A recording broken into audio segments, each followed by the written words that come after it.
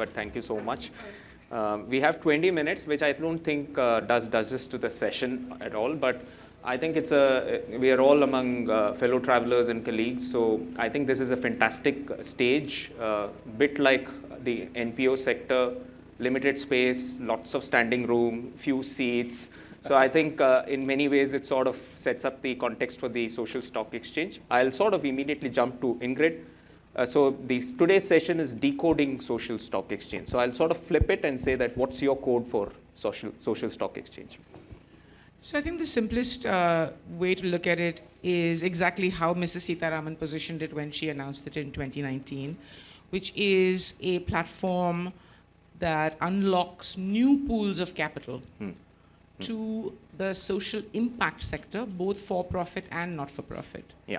And to me, therefore, there are three big outcomes that the social stock exchange could deliver if done right. The first one is credibility. I mean, exactly what the stock exchanges did for the corporate sector, which was seen as sort of the Wild West, etc., till a stock exchange came on and gave it the legitimacy and credibility that allowed investors to trust these companies. Somebody's done due diligence, somebody is monitoring this, and therefore I can.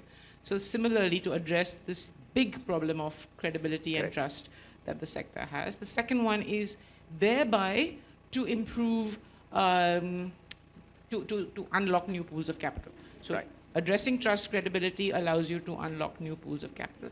And there's a third one which I think is not quite as focused on when people talk about the social stock, which is there's an ecosystem effect.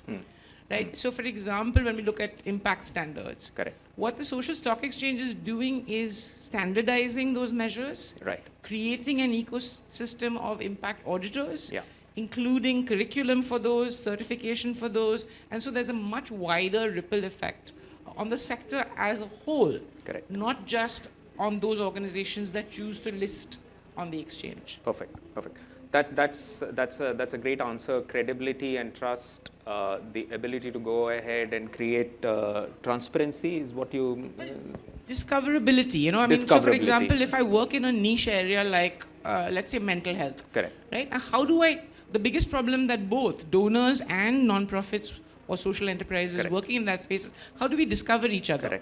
And so, for example, if you were to list on an exchange, you will automatically become visible to all of the potential investors who might be interested in you and vice versa. And the ecosystem effect. So I think it sort of sets the stage for me to sort of pass the mic to Hemant.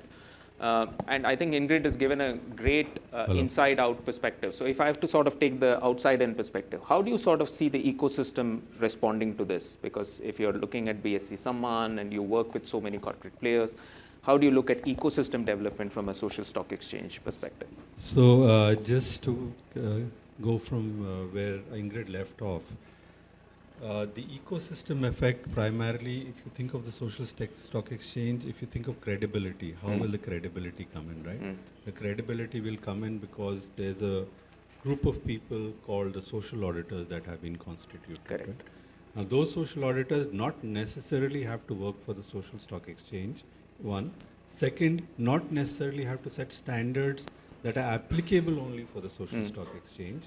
And third, will provide a knock-on effect to other organizations who will then strive to meet some of those standards that get set up, right? Ingrid spoke about the reach, right? A stock exchange automatically provides you visibility. A stock exchange will not help you intrinsically in fundraising, right? A stock exchange is not a platform where you can say, can you help me raise money?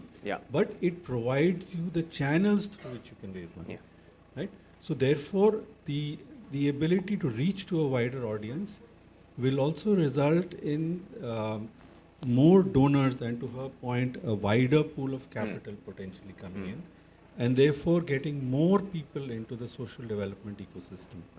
Right? And the third thing is that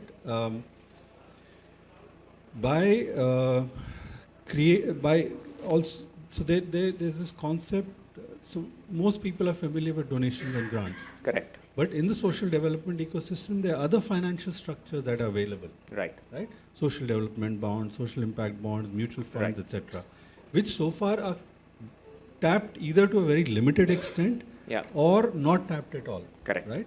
And this hopefully will allow those structures also to come to the forefront. Correct. And give the investors or donors chances to experiment with other things apart from just donating money. So I guess that's what I would add to the question. Perfect. So, Ingrid, if I sort of take off from what Hemant said, and he's mentioned about development impact bonds, and there are different versions of development impact bonds. I think the key point is impact, right? And you're part of Center for Social Impact and Philanthropy.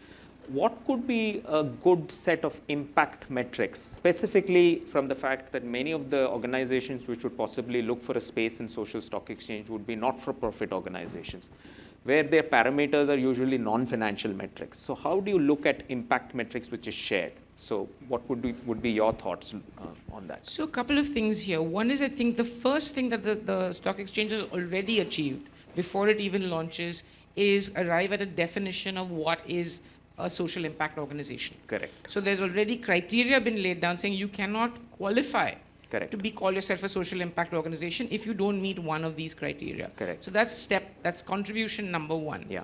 Contribution number two is that list of 16 categories that says Right.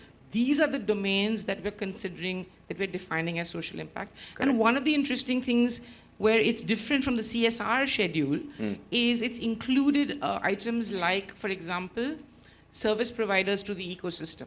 Right. So you don't have to be a direct service delivery organization Right. to qualify for the social stock Sure. exchange. If you're a consultant, a research organization, campaigning and advocacy, policy think tank, all of those are covered, including measurement, M&E kind of organizations and so on. So that's the second thing, which is defining the universe of social impact.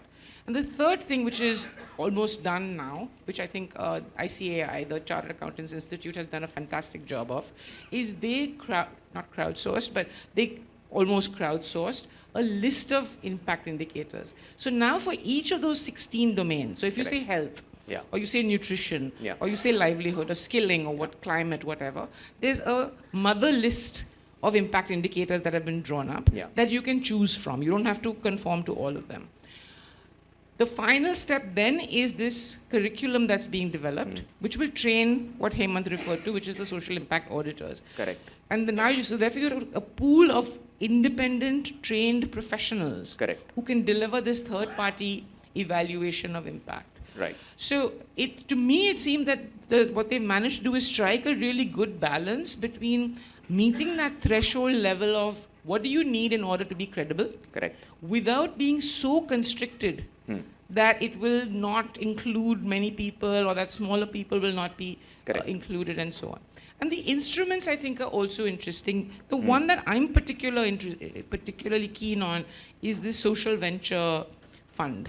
Right. This is the non-profit equivalent of a mutual fund, which is, it's a many contributors to many recipients. Right. And to me, it seems like the potential it offers to say, I want climate as an underserved area. I launch a India Climate Fund. It has the effect of signaling to the market, here is where you go if you're interested in this domain.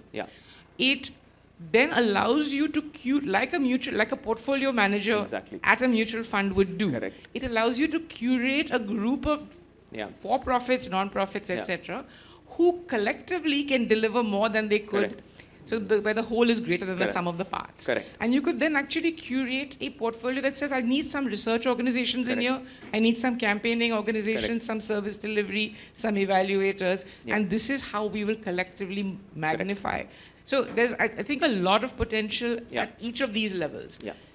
Definitions, motherhood sort of, I mean, this is something every non-profit needs to hear. What Hemant just said is critical, and it bears reiterating.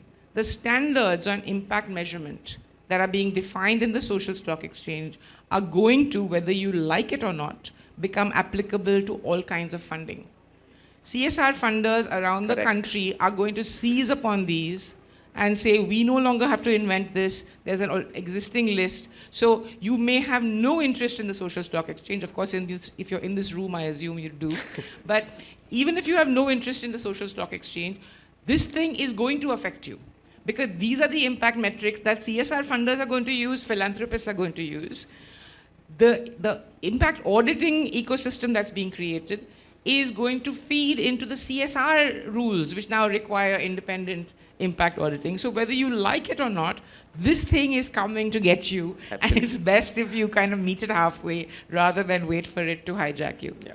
Thanks, Ingrid, for making the point as articulate as ever, and as blunt and direct, so if you want to sort of play around with words. So fantastic. So Hemant, I think this sort of leads to a question that sort of pops in my mind automatically, right? So we are talking about social impact metrics, you're talking about a mutual fund kind of, so SVF, for instance. What happens, like how do you take care of the administrative burden of smaller organizations or NPOs? Because it also means that their administrative burden increases, and typically they are programmatic oriented, right? It's you basically get around 10 to 12% being put into administration, and that's considered to be massive. Typically you end up at around 5 to 6%. So how do you look at the administrative burdens of NPOs which want to participate? So ultimately, it boils down to a cost benefit analysis, right? Any decision you make, whether it's in life or otherwise, there's a cost and there's a benefit normally, right? Normally. Okay, I'll take that back. Not in the social sector. So if you, and what does a stock exchange offer? It offers primarily three things, right? It offers transparency or credibility, right? It offers inclusiveness, or it is, there's no, as long as you meet certain criteria, you're in, right? And it offers liquidity, which in this case, we still have to figure out how the liquidity part works, right? But if from an investor viewpoint, right, if you are able to find credible organizations, right, and you're able to her point again, if you're able to go throughout India, rather than relying on your backyard or a phone call to your friend, if you actually can look at investment opportunities across India, an investor is more likely to come to the social stock exchange than to go other places, right?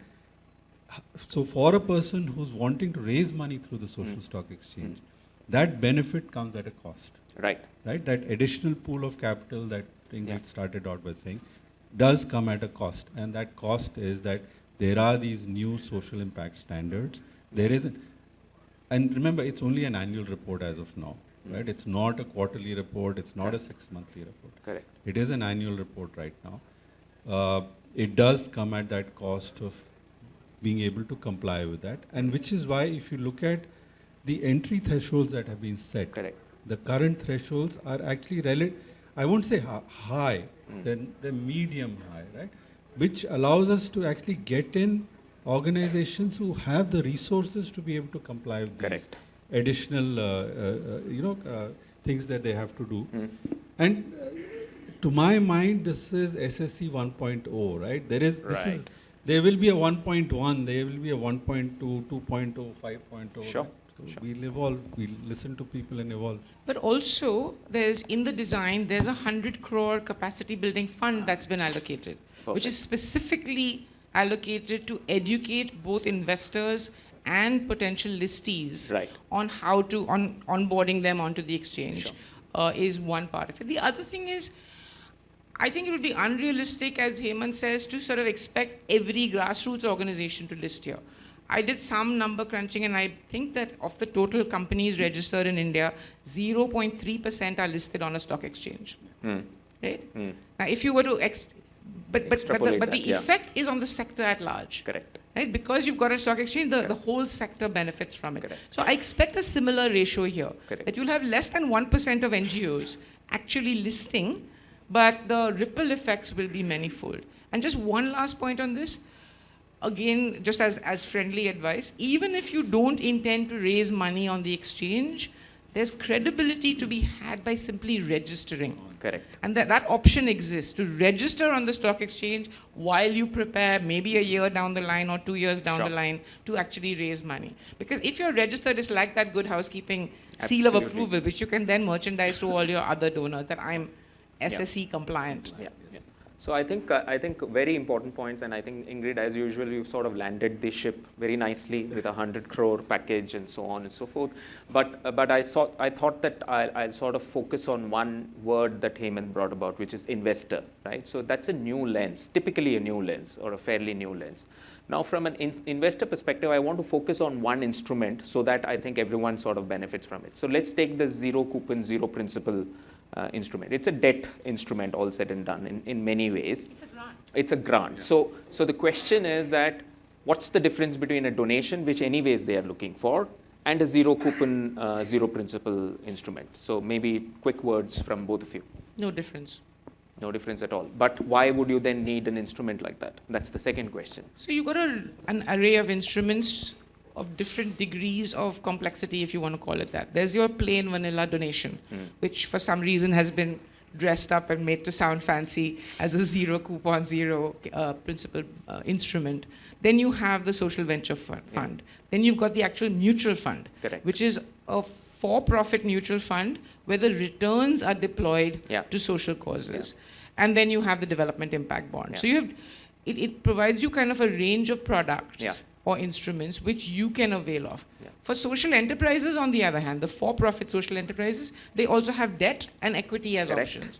So really you have 6 potential instruments that you could launch on the exchange depending on your particular status. Hemant, your thoughts on that? So I think Ingrid's covered pretty much all of what I was going to say, but I'll. So one is that technically, for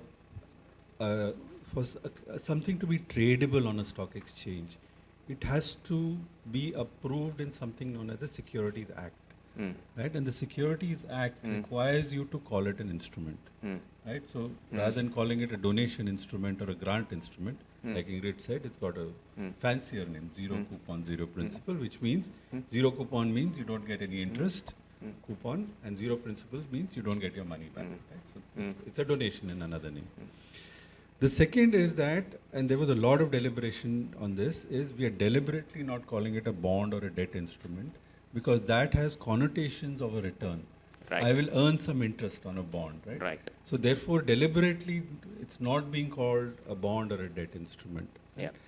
And the third thing is that over time, actually, and I think she was also talking about this, my actual hope is that the zero coupon, zero principle will be a small part of what will exist on the social stock exchange. The larger guys will be the social venture funds, the development impact bonds, etc. But you need, this is 1.0, remember? Yeah, so yeah. Absolutely. So great. I think we have around 2 minutes, 32 seconds or something like that. So I did a little bit of a straw poll yesterday, just going around and asking people that what do you think of social stock exchange? So the typical crowdsourced, funneled, one single point that I want to sort of put it out to you is that the one key thing that came about from everyone who's involved in the social sector, specifically from the NGO side, is that why exchange? So if you can spend 30, 40 seconds on that, 30, 40 seconds on that, and then we throw the floor open. So I think the terminology surrounding this whole thing has been sort of mapped to the market. And exchange, therefore, as a word is just as misleading as zero coupon, zero principal instrument. There is no trading envisaged at this stage. Yeah.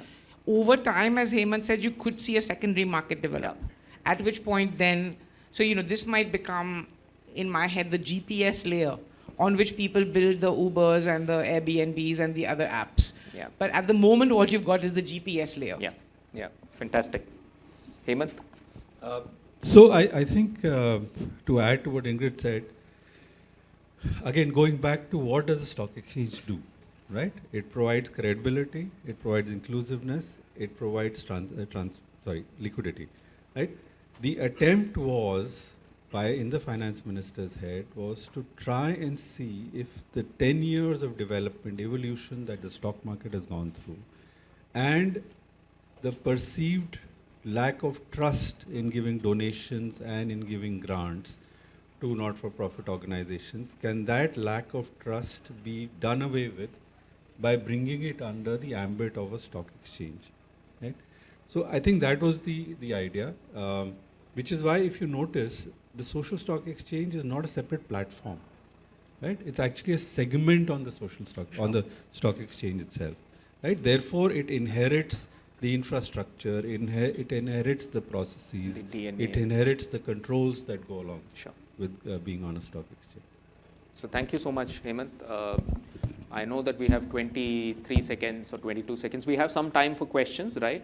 So it's always difficult to sort of top up what Ingrid says, but fantastic. So great. GPS layer was an eye opener, Yeah, right? So good. that was really good. So questions? I request a CSR box team to kindly give the handheld mics to the audience. So who picks up the questionnaires, etc.? So we've got quite a few questions. Can I request the CSR box team to sort of pick out the questions so that we are not accused of insider trading?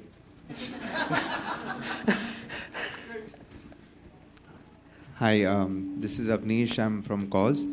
We're a network of around 2,000 grassroots NGOs in India. So as you said that there would be awareness programs which can help inculcate and create awareness for these NGOs to register there. So, and there is a certain scheme that you also have that you can, for people who are implementing this. So how do we go about getting that and implementing that forward? Hemant is probably better. So the one thing that we forgot to kind of tell everybody is where we are in this process, right? At Bombay Stock Exchange, we are in the process of getting the final approvals from SEBI for launching the social stock exchange segment, which basically means three things. The first is we have to constitute a governing council, which kind of oversees the functioning of the social stock exchange and its evolution. The second is that we have to ensure that we have the right, for example, we have the right customer grievance processes in place, right? We have the right oversight and controls in place.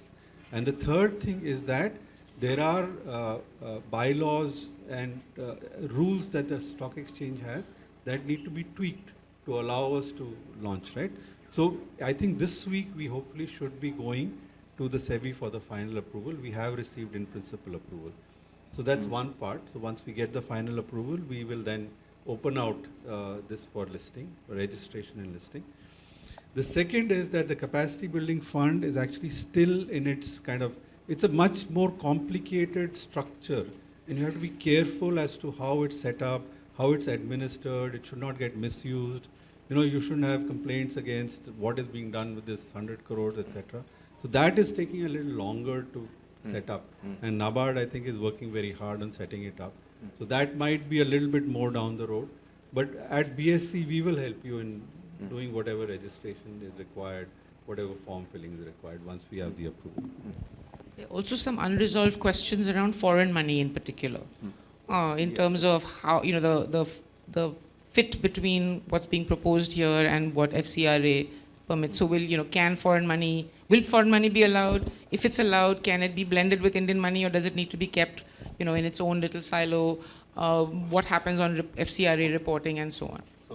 So onward granting, for example, is not permitted. How will that work? Just to answer that one, right? So as of now, if you look at the construct, foreign money is not allowed at all. So FCRA is out of The picture. which to my mind actually, hopefully that will change, because the intent behind tightening of these screws on the FCRA side is greater transparency. And if you're saying you're setting up a social stock exchange to have greater transparency, then it's logical to have, foreign funds getting routed through it, right? So that's one. What is the second thing? I think that was, I had something else I'll come back to. Yeah. Thank you so much. Thank you. We'll take one. So, I'm sorry, the second thing was, I remembered that as of now, the other thing that critical thing that we are working is to get CSR funds to come on the social stock exchange, because as of now, that's also not allowed. There are also questions around tax exemption, because there were recommendations made on the sort of tax exemptions to be allowed. So there's other ministries involved that need to sort of concur with the design. Yeah. So how many questions can we take now? How much time do? I think we can take two more. Two more questions. So yeah, I have the mic. Sorry. Sorry about that. But yeah, thanks. So I just want to pick up, I'm Sumit from Center for Wildlife Studies. We met before, talked about social stock exchange. But I just wanted to check, follow up on the point that, that this lays down as a GPS layer, and then other instruments will follow. Like Bombay Stock Exchange or any other stock exchange just allows the exchange of cash to happen, but there are a lot of instruments around it that actually allow all the other players to play around it and be informed around it. So when this is coming up, what similar instruments do you see for coming up for social stock exchange like that? And if not right now, but what can it be? If somebody has to see, like, what will allow non-profits like us? Derivative equivalent It's of. actually a very good question, and to be honest, it will require a lot more to answer, a lot more time and deliberation to answer. But as of now, to 6 instruments, like Ingrid said, we are looking at ZCZP being the primary one, the GPS layer as of now, right? And then we have the social venture funds, the alternate investment funds, the mutual funds, and in case of for-profit, debt and equity. I hope we don't I think get to a collateral debt obligation kind of a derivative also. No, which but I think as leads a to first collapse, stage, what you see at the next layer is service providers, who are playing that intermediary role between the exchange and people who want to either invest or list. I think that's probably the first level of evolution on this, what you're calling GPS. I'm sorry, it may not even be an appropriate metaphor, I realize. So we have time for one more question. Yeah, I think One more we question. can take the discussions further in the masterclass followed by just the fireside, and also interact with both our panelists post this session. We don't have any session in this room, so if you want to stay, you can all stay and connect with panelists. We definitely can't have 3 men asking questions, so I'm suggesting that we give the mic to this lady here. Yes. Yeah. Sir, can you pass the mic?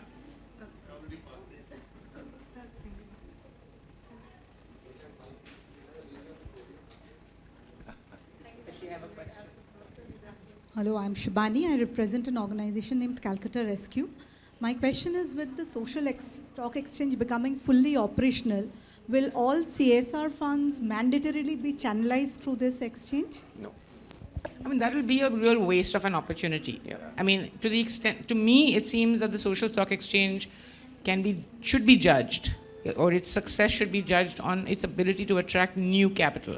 If it merely cannibalizes existing social impact capital, then it'll be a really wasted, because then you're going to do twice as much work to get what you were getting anyway. So if it really needs to, but I suspect the people, for example, currently who are routing their CSR funds through other organizations because they don't want to invest in the due diligence and so on, they might find that the social stock exchange affords them all of that due diligence that they're currently buying from somebody else. So they may choose this route if they're not inclined to set up their own foundation or set up an elaborate CSR function. And just to add to what she said, I think Ingrid earlier talked about the SSC registered stamp, right? So why would a CSR come to the social stock exchange rather than go directly to an NGO, right? One is that they want to be able to have had that due diligence done, have had that initial verification done, which, as long as you're SSC registered, hopefully you can approach them and say, listen, The second, also I think she answered in the first question, which is that the social impact standards that are coming up, more and more CSR firms will start adopting these standards rather than creating their own quarterly reports. Yeah.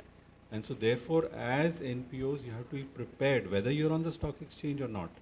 You have to be prepared to follow these, correct?